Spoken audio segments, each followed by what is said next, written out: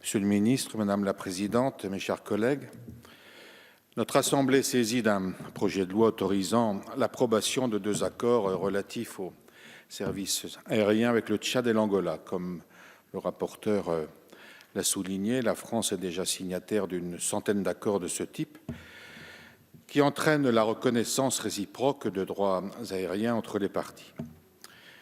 La signature des 2 conventions au début de l'année 2018 témoigne d'ailleurs de la facilité de la négociation de ce type d'accord, dont les termes sont essentiellement techniques, reprenant pour l'essentiel les normes découlant de l'application de la Convention multilatérale relative à l'aviation civile internationale du 7 décembre 1944. Ces accords, rappelons-le, sont particulièrement importants dans la mesure où les normes demandent à être développées, tant en matière des règles économiques qui permettent d'assurer la libre concurrence que des règles qui assurent la sécurité et la sûreté du trafic aérien. Même si ce type d'accord n'est pas indispensable à l'établissement de liaisons aériennes entre 2 pays, il convient d'assurer ces services dans un cadre juridique suffisamment stable pour que les compagnies puissent se développer. Ces accords ont par ailleurs une portée particulière dans la mesure où ils permettent aussi de nouer des liens plus forts avec les pays concernés. C'est ainsi qu'avec le Tchad, nous entretenons des relations anciennes et importantes. Il s'agit d'un de nos partenaires majeurs au Sahel dans la lutte contre le terrorisme. Nos forces armées combattent côte à côte sur de nombreux théâtres d'opération. Premier partenaire économique du Tchad, la France reste très fortement investie pour le développement de ce territoire, notamment au travers de sa politique de développement.